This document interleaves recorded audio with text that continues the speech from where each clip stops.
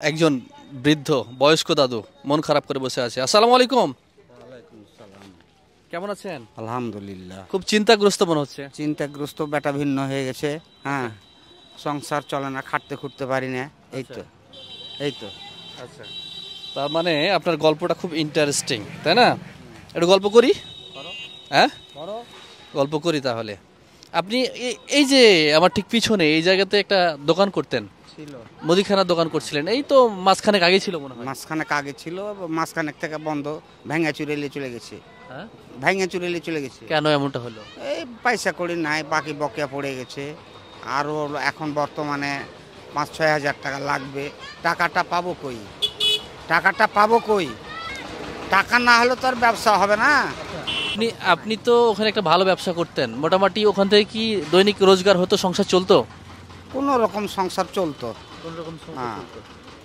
তো এখন বাকি পড়ে গেছে, বাকি টাকাগুলো দিচ্ছে না। বাকি টাকা দিচ্ছে না। আজকে সকালে একজনের বাড়ি গেছিলাম। আচ্ছা, হ্যাঁ, ওর কাছে 4,000 পাই, তো ওর দেখাই হলো না।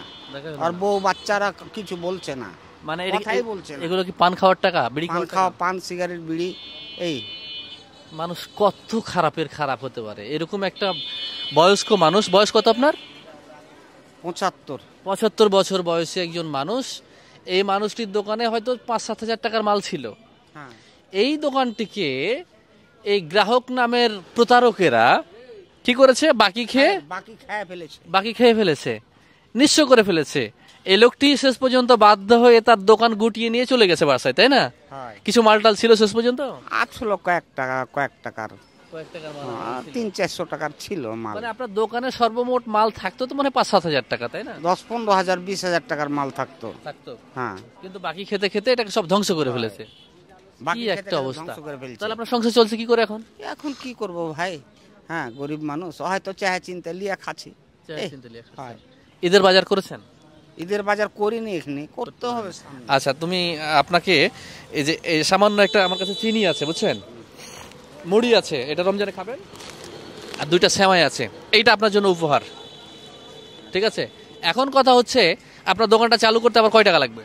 আমার দোকানটা চালু করতে লাগবে মোটামুটি 6-7 হাজার। 6-7 হাজার টাকা লাগবে। এখন জায়গা পাওয়া যাচ্ছে না। জায়গা তো মানে সাত্তার হাজির। হ্যাঁ, ও এখন দিলে পাবো, না দিলে না পাবো। কিন্তু আপনি তো আগে ভেঙে ভুল করেছেন। আপনি যখন দোকানটা ভেঙেছিলেন তখন তো আপনি বলতে পারতেন আমাদের, আমরা ছোট ভাই হিসেবে যতটুকু চেষ্টা পারতাম, দেখতাম, এখন প্রয়োজনে মানুষের কাছে হাত পাততাম। এখন দিবে কি দিবে না এই জন্য ওটা বলেন। বলা যাবে না। এই জন্য বলেন।